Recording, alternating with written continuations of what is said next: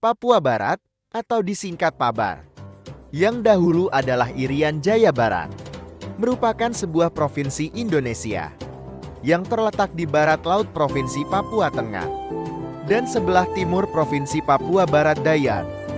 Wilayah Papua Barat mencakup Semenanjung Doberai, Semenanjung Bomberai, dan Wandamen. Ibu kota provinsi ini terletak di Manokwari.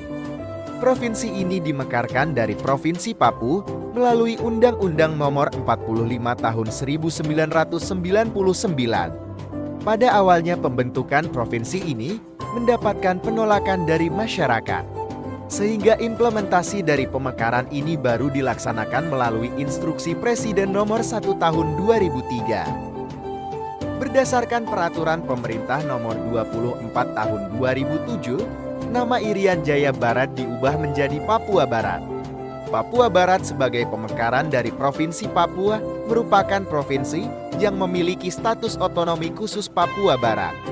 Provinsi Papua Barat terdiri dari 7 kabupaten, 86 kecamatan, 21 kelurahan, dan 803 kampung. Pada tahun 2017, jumlah penduduknya diperkirakan mencapai 520.740 jiwa dengan total luas wilayah 64.134,66 km persegi. Visi dan misi.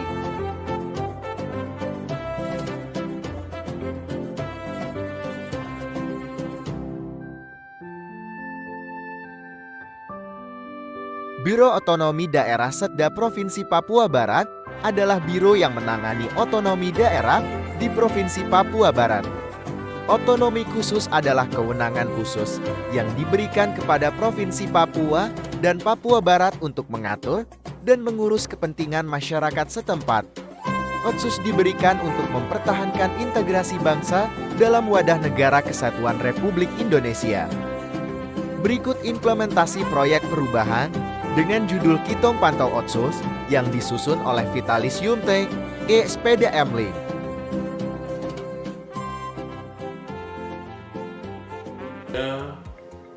Pejabat Sekretaris Daerah Provinsi Papua Barat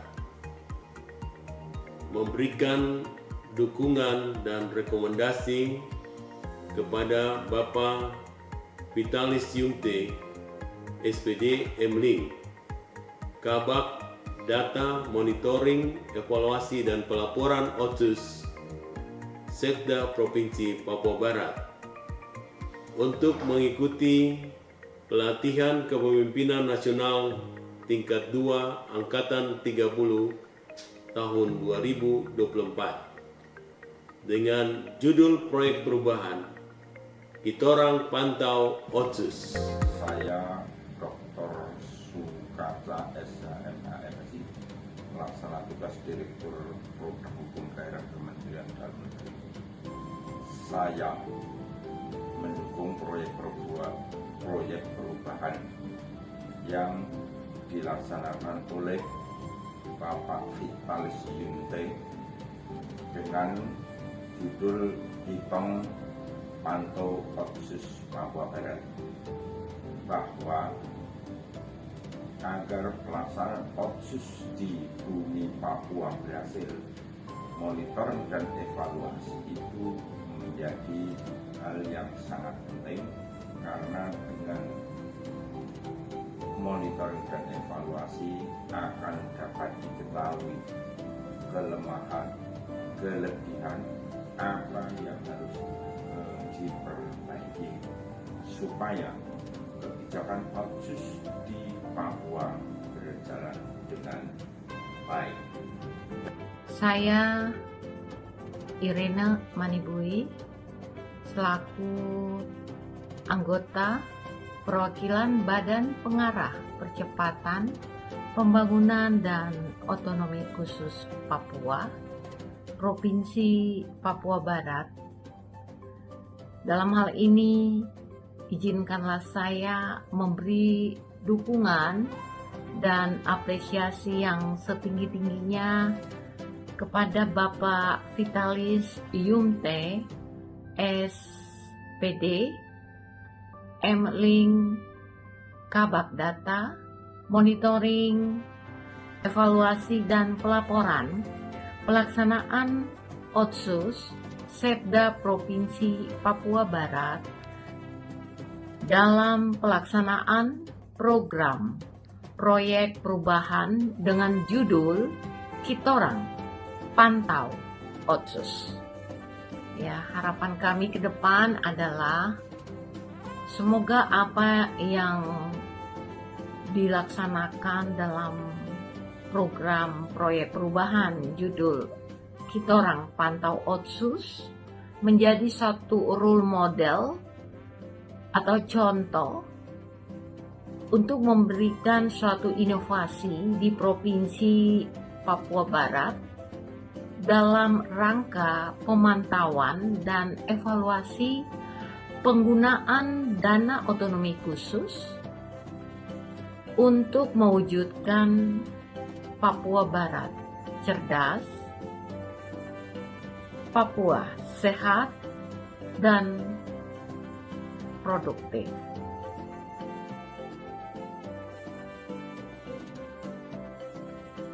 Otonomi khusus mulai diberlakukan di Provinsi Papua pada tahun 2002 berdasarkan Undang-Undang No. 21 Tahun 2001 tentang otonomi khusus bagi Provinsi Papua. Kemudian untuk Provinsi Papua Barat pemberlakuan otonomi khusus diberikan melalui Undang-Undang Nomor 35 Tahun 2008 tentang penetapan peraturan pemerintah pengganti Undang-Undang Nomor 1 Tahun 2008 tentang perubahan atas Undang-Undang Nomor 21 Tahun 2001 tentang otonomi khusus bagi Provinsi Papua.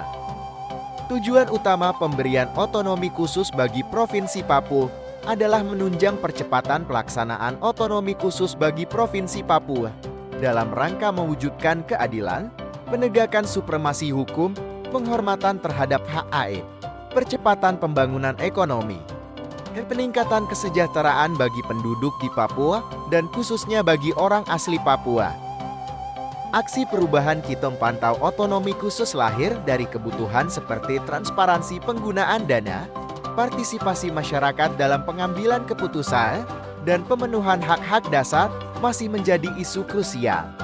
Melalui aksi ini, Kitong Pantau Otonomi Khusus berkomitmen untuk mengadvokasi keterlibatan masyarakat dalam pengawasan dan evaluasi penggunaan dana otonomi khusus. Kondisi sekarang dalam melaksanakan pelaksanaan koordinasi yang berkelanjutan dan penyusunan petunjuk teknis pelaksanaan berkenan dengan monitoring, evaluasi dan pelaporan pelaksanaan otonomi khusus belum tersedia yang tergambar sebagai berikut. 1. Belum tersedianya pergub tentang petunjuk teknis pemantauan dan evaluasi terhadap dana otonomi khusus yang dikelola oleh kabupaten provinsi. 2. Belum tersedianya petunjuk teknis pemantauan dan evaluasi terhadap dana otonomi khusus yang dikelola oleh kabupaten provinsi. 3. Belum terbentuknya tim terpadu yang mengawasi pemantauan dan evaluasi terhadap dana otonomi khusus yang dikelola oleh kabupaten provinsi.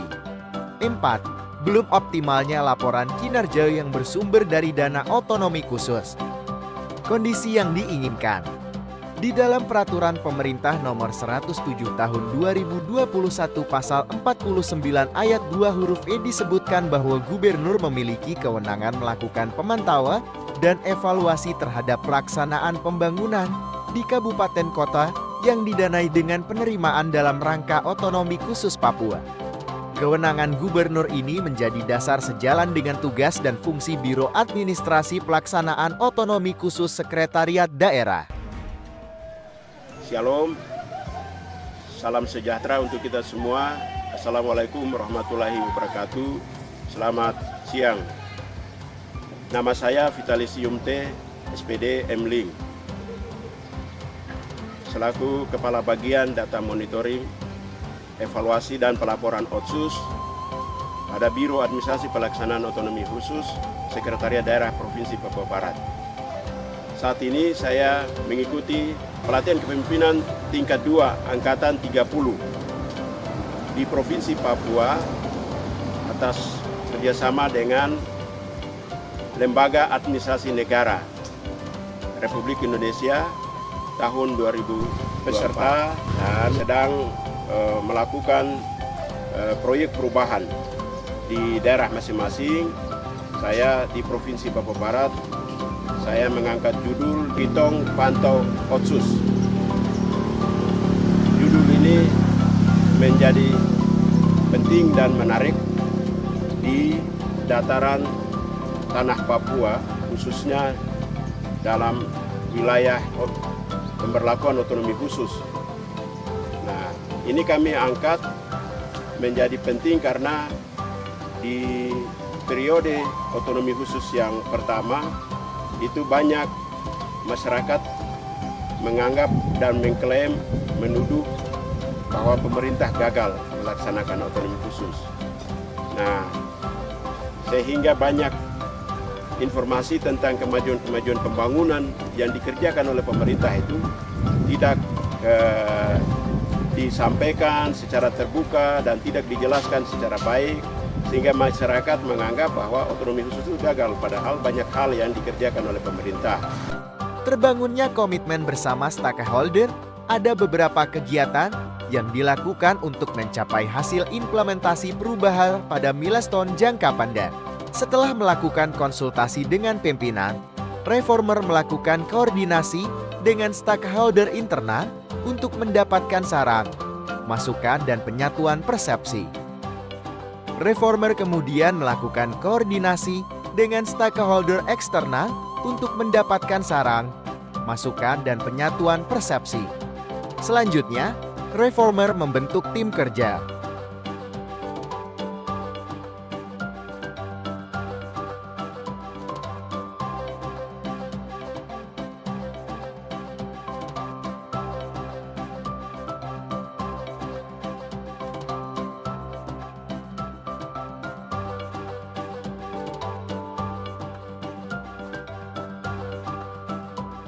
Tersedianya juknis pemantauan dan evaluasi terhadap pelaksanaan pembangunan di kabupaten yang didanai dengan penerimaan dalam rangka otonomi khusus. Beberapa kegiatan yang dilakukan sampai tersedianya juknis pemantauan dan evaluasi terhadap pelaksanaan pembangunan di kabupaten yang didanai dengan penerimaan dalam rangka otonomi khusus sebagai berikut.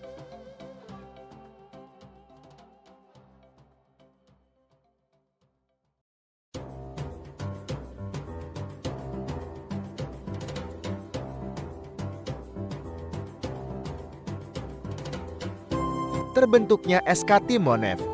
Rapat tim efektif bersama ASN perwakilan PD membahas keanggotaan tim pemantauan dan evaluasi otonomi khusus. Reformer, Kepala Biro Administrasi Pelaksanaan Otonomi Khusus Sedda Papua Barat rapat, anggota tim efektif bersama perwakilan PD membahas tujuan pembentukan tim pemantauan dan evaluasi otonomi khusus pada tanggal 28 Oktober tahun 2024 di lantai 3 Sekda Papua Barat. Reformer melakukan evaluasi dan membuat laporan proyek perubahan pada tanggal 1 November tahun 2024.